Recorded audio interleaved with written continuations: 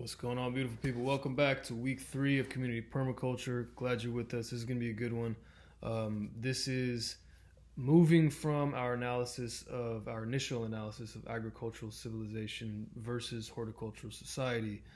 This week, we're going to take a deeper look at the consequences of agricultural civilization and give some hope for what we can do to restore it, as well as looking at examples from the past of horticultural societies very close to home, this case in California. How did native Californians manage their land without traditional or our model of agriculture?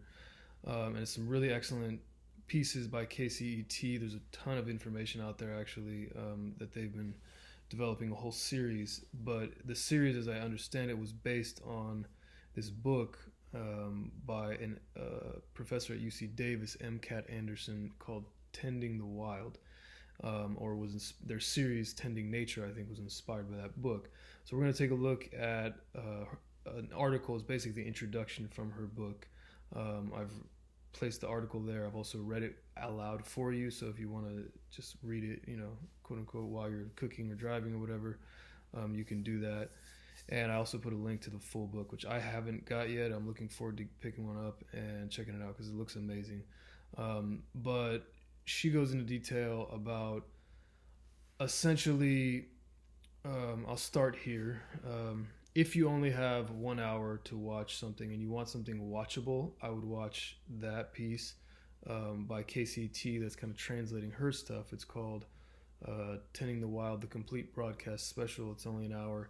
As I said, very watchable and very informative and very local and very relevant, therefore. If you have some more time, let's take a step back here in the list up to the top. And there's a piece by John D. Liu, who I said we'd be hearing more from, called Ecosystem-Based Adaptation. It's about 40 minute talk. And let's dive into that. I'd say if you want something, if maybe you watch that hour-long Tending the Wild special, and or you want something less watchable and equally substantive, hopefully, I would do the combo of ecosystem-based adaptation, about 40 minutes, and then the roughly 20-minute video that I did translating her article into audio format. So those two together would be about an hour, and very substantial stuff. You'd get the meat of what's in the movie, although the Tending the Wild movie does have a lot of personal stories which are really valuable. All right, so let's get into some of this material. So the first video, Ecosystem-Based Adaptation by John D. Liu, and please watch them all if you can. They're all great. So we go back again to the primeval epochs of our human origins, and essentially we emerged from a forest canopy. The Garden of Eden is one mythical version of that origin story. A lot of origin stories, mythic origin stories, also have that being expelled from paradise. Not all of them. This, he posits, is related to our move from a sort of state of nature, so to speak, whatever that means, but our move into, let's just say, settled agriculture. And what does settled agriculture do? As we've learned, it generally reduces everything. It reduces human interactions with nature to an extractive process, usually using one crop for simplicity's sake, for calculability, etc. And in doing so, it reduces biodiversity, which, because biodiversity, plants fill different niches, animals fill all these different niches in all these different plants. When you reduce biodiversity, you also reduce biomass. And when you reduce the general biomass of an area, you reduce the accumulation of organic matter in soils, which makes soils fertile. So that reduction then completely changes the environment and the climate.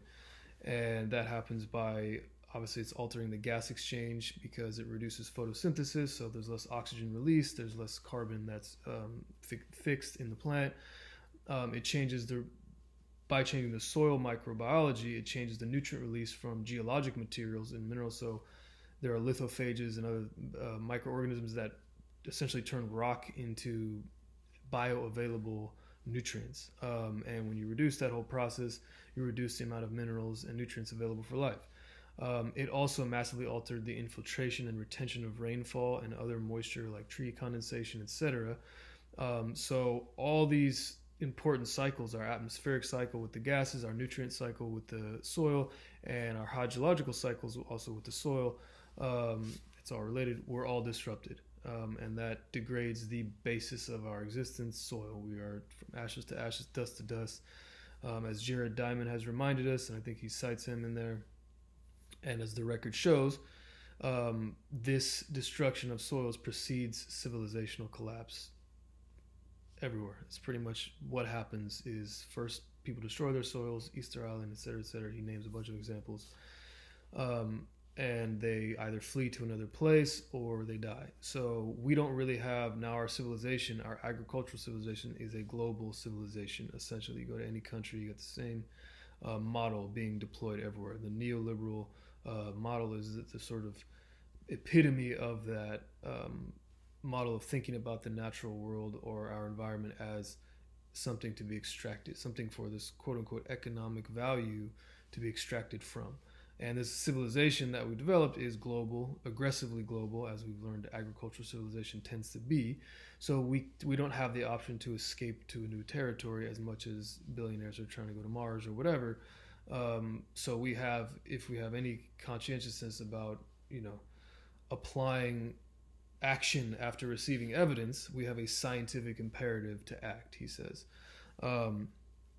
And we'll get into what he's doing to enable that action for people. Some really cool stuff.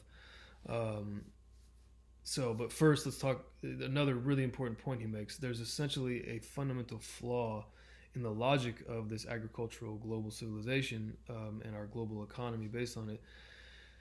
And he says that is, we've baked in an incentive to degrade ecosystems because we value the finite products, the non-renewable derivatives of natural systems, over the source of those products, the infinitely creative systems themselves. So, he says we value computers more than the earth, which produces the minerals, and the people, which produce the, etc. In an economic sense, in terms of accounting, what can we account for, and therefore what do we see as good or not? What do we see as economic growth or not? Our ability to see is really warped by this fundamental flaw in our logic. It's interesting. We're going to explore more. How did that flaw? Why does that flaw exist? Get a little bit deeper, hopefully, into the philosophy of that. So to briefly hint at some of that, in what some philosophers have called a restricted economy, and it's been used in various contexts, but I'll use it here. In this restricted economy, you have essentially scarcity, fungibility, and desire are being the source of wealth. So a resource is scarce, but it's exchangeable, and people want it, therefore it's valuable. Regenerative thinking, which he advocates, entails shifting to a general economy where a necessary but non-fungible abundance, aka nature produces necessary things abundantly and freely, but they often can't be exchanged, is the ultimate source of wealth. So a Marxist way of saying this might be use value must be elevated above exchange value in our conceptual hierarchy of value in order for us to have any chance at actually valuing what really produces value. So as kind of a profound conceptual realization in there, I believe, and I'd like to explore that a little more, and we will. On the practical side of things, John has, and many of the organizations he's worked with, have advocated and he's been a part of these giant restoration projects. And the first one, the one he got famous for, was the Los Plateau project. You saw it if you watched the video from last week, where the World Bank and all these giant sort of international development and the Chinese government got involved and funded this thing. And really, it's a beautiful model because poor people in one of the poorest areas, that's also the cradle of Chinese civilization, were paid to improve their land and to learn the sort of practices that would sustain that improvement. The model they are building out right now is a more crowdsourced, grassroots sort of model where it's called ecosystem restoration camps. And I'll include a link here to maybe one or two of their sites so you can check them out. But these are more crowdsourced, volunteer-based initiatives doing something like what they did there in China. And I completely would love it if governments and international NGOs and everything saw this, got involved, and did with their sometimes ill-gotten wealth, or sometimes, surely honestly gotten wealth, something of this scale. So something of the Los Plateau scale. That's beautiful. But, we don't need to wait around for that to happen. We can start the process. So I'm really stoked about that idea, ecosystem restoration camps. What a cool way to go camping and do something cool and meet cool people. So yeah, I'm interested in, that's one way. Hopefully that's for this week. That's one of the ways that you can get actively involved in this important work, if that's something you want to do. All right, there's another short video on there by him. It's just 4 minutes, called Real Wealth and Ecosystem Restoration, which kind of focuses in on that concept of our flawed logic. And we'll expand on that a little bit more if you're interested in that aspect of it. I think it's very foundational. All right, so now let's take a look. Let's move from the big picture and the philosophical mumbo jumbo I'm spewing here. And it's good stuff. And dive into the California native material that we have here. So, Tending the Wild, the complete broadcast, amazing, gorgeously shot, just professional, nice video. Check it out if you can. Then there's me reading this article in the same backdrop. So not as cool a video, but great writing. I read that to you because I got so stoked when I read it myself the first time, and I was just like, I have to share this with people, and I have to make sure that you have no excuse to not have read this. All right, it's super easy. Just pop it on when you're driving. I think it's only 15 minutes. There's like 5 minutes of me rambling at the end of it. You can skip past that. I'm essentially saying a lot of the stuff I'm saying now. The full book I've also included on there, like I think I said, in case you want to pick it up. It looks amazing. I haven't got it yet, but I really want to get it. So do check out the 20 minutes of me reading her article if you can. Highly recommend it. Essentially, the point of that is the image of natives portrayed often by well-meaning conservationists is one that they had minimal impact, that they, trod silently upon the forest and respected the waters by not touching anything or something like that. And she basically blows that out of the water. That's one, silly and presumptuous, and kind of just a reflection of the, I think she says, like, the desires that Europeans wish they could be like that. So it's this projection. It's this othering that's going on. It's not the reality of what natives here actually did. She says what they actually did, California was not a blank slate when the Spaniards showed up. They might have seen it and thought, this looks like wilderness to me. I don't know what's going on here. These natives just seem to be running around naked, clearly savages. We have the papal bull from, the highest authority in the land that we can kill them or do whatever we want to them because they're not really humans. And the idea of the people and the idea of the landscape go hand in hand there, right? The idea of wilderness and the idea of the savage are both products, she specifies, or I'm kind of connecting the two topics, of an agricultural civilization's mentality. I think she does say something basically like that. So instead of being this wild land, what were the natives actually doing? Well, they were tending a collective garden, a giant diverse food forest, which was not simply a food forest for humans, but was, serving this whole giant ecosystem that made it so when the Spaniards came, or the various colonists came, they saw this gorgeously fertile valley here in LA, and right all over California was just a total Edenic, idyllic place. Because they couldn't perceive what the intelligent, sustainable stewardship that the natives were doing, they saw it wilderness. And in a way, we're back to philosophy here, where it's kind of a dialectical concept, right? A term only exists when you create its opposite. So by agricultural civilization encloses land by putting up that fence, as Jeremy Lent has showed us, they created a sense of distinction from the environment. I am not my environment. I am something separate. The environment's out there. Therefore, they created the idea of wilderness, as Kat Anderson says. So when you create this binary opposition that never existed, as I pointed out, you're doing something to the people that you then apply it to. And the natives who were not doing this, not engaged in this stupidity, by not artificially separating the source of their livelihood from their environment as agriculture does, but rather as seeing them as integrated and cyclical, they more fully understood the integration of livelihood and environment in a complex, complete, and dynamic way. So therefore, they could steward this vast abundance and diversity of potential food sources, which provided for them resilience in the face of seasonal or other climatological, ecological change. If the acorns weren't coming in this year, they had the mussels, or the blah, blah, blah, whatever. That massive variety that agriculture tends to reduce things to one thing. This is a non-separation and non-reductive approach to biology that allowed them to thrive, and including in the face of droughts or seasonal changes or whatever.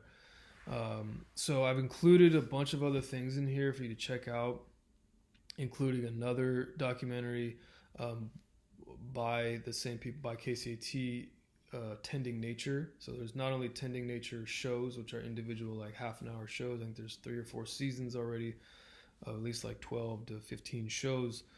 This is another hour-long thing that they did maybe 4 years later after that first documentary, called Indigenous Land Stewardship. So check out any of the shows that interest you. The Indigenous Land Stewardship is another beautiful and informative documentary. Thank you, KCT. Great work. Thank you, everyone involved in that documentary and that whole program of Tending Nature. It's super cool. I was really stoked about it. There is another video in here on how Indigenous knowledge can help control wildfires. It's a quick video just to dive into some specifics. That stuff is kind of covered in everything else, but this is a specific and applicable thing that's relevant here in California for you to consider. And it's a quick short video that kind of explains that. So yeah, that's essentially it. I could go on. I have so many, I'm aiming to condense these down a little bit because I know they're getting pretty long. But this is, maybe 3-4 hours, even if you watch kind of all of them and dabbled in the TV show a little bit. So I'm aiming to condense it a little bit, simplify. Next week, we're going to be taking a look at some other ideas of how to square the circle. So we have the dialectical polarity of, agricultural enclosure and wilderness. And that's kind of the paradigm even us well-meaning, maybe conservationist Sierra Club members are operating in oftentimes. So what happens when you do that? Again, when we have a concept of the environment, we have a concept of people that's related to that and maybe emerges from that and or serves that or whatever. And in this case, if you see conservation as your main goal, and how is conservation understood? It's not understood for the most part as involving people. It's involving the subtraction of people from the land, right? And this is what's so powerful about looking at California's actual physical history and seeing that subtracting people from the land created destruction, created, the potential for vast wildfires because Indian traditional burn practices were outlawed and considered dangerous, and therefore all this fuel is building up. Stuff is not breaking down like it once did because it was well managed. So we're, if we live in a place where we can be suffocated essentially by our surroundings because indigenous practices were suppressed and those people were murdered in a giant genocide and taken off the land, and their knowledge was disparaged and lost, or not entirely lost, but not common currency anymore. In short, we have a personal vested interest in understanding this stuff and beginning to get involved in practicing it in some way. Even just by understanding it, you are beginning the process. And I appreciate you for being here, for checking it out. All I have to say, next week we're moving into ways to kind of combine these. All right, so we have agriculture, we have this civilization built up, we have these practices, we have this giant population that's dependent on these practices of, livestock rearing, etc. And we also know that we need to do something completely freaking different than what this has built up and led to. And there's a debate, obviously, about cows, right, in the presence of large ungulates or just general grazing animals in our livestock as being a giant source of greenhouse gases and therefore part of the problem. And this guy, Alan Savory, I think it is, famous advocate of holistic grazing management, or a very sort of sophisticated site-based approach to rotational grazing, which he calls holistic management. I don't understand it all. I'm not going to pretend I do. I don't know if it's understandable in the kind of reductive way where you can give bullet points, because it is a very site-specific thing. But there are some valid critiques of his approach, and there's things to be. He's a former colonial soldier in South Africa who knows how many skeletons dude has in his closet, or blah blah blah. You could a lot to critique, I'm sure, personally and professionally in terms of what he's doing, but very convincing to me, at least from watching it. And then from my initial, I'll share a little bit more about this, but I've been starting to have some actual contact with livestock. I was up at a horse rescue recently. Thank you, Farmer Brown Grows, for the connect. And it was like, I knew intellectually that animals were an important part of the process. And, that's why even though I eat primarily vegan, basically all vegan, I don't say that that's something that needs to be universal. I don't necessarily, advocate removing animals from ecosystems or from management or from human interaction or from human stewardship or use. But it's a whole other thing to actually feel that and to be in the environment and to see it in action. And to me, it is really, I'm very, very convinced that there's something in there. It's an important debate to have. I don't understand all the science of methanogenesis and the production and cycling of methane. So there's a lot more I have to learn about it. Hopefully I'll bring y'all some more sophisticated conversation about it next week. But basically we're moving into a conversation about how do we take this agricultural civilization and, to some extent, working from within it, burst out of it and do something very different in terms of its effects, right? Basically use the same domesticated animals that we destroyed and desertified whole territories with to fix those territories. And there's something there, right? The pharmakon in Greek meant both poison and cure, poison and medicine at the same time. And that does have to do with dose. So how much of one thing, you could have too much of it and it can kill you, or you could have a little bit and it can heal you. Same thing goes with livestock, potentially, right? That's kind of, from what I'm getting so far, the approach. So it's a way to further the dialectic we've been unraveling here between agricultural civilization and its other, or its opposites, or its enemies that it creates through its simplifying myopic lens, right? That has fed us all and maybe destroyed the basis of our future livelihood in doing so. But we still have time. We still have time to reverse that process and do something different. So, John D. Liu, maybe you said, ecosystem restoration camps is one of these suggested participatory things that you can do. Another thing I would suggest is looking into how you can support local indigenous people groups. In Long Beach, Protect Pavunga is one of them. In all this whole SoCal area, there's actually a good number of reservations I had no idea about. I'm just learning about, and I'm sure there's a lot of important work going on the reservations and beyond that we could potentially contribute to or help out with. So yeah, those are two ideas for getting involved.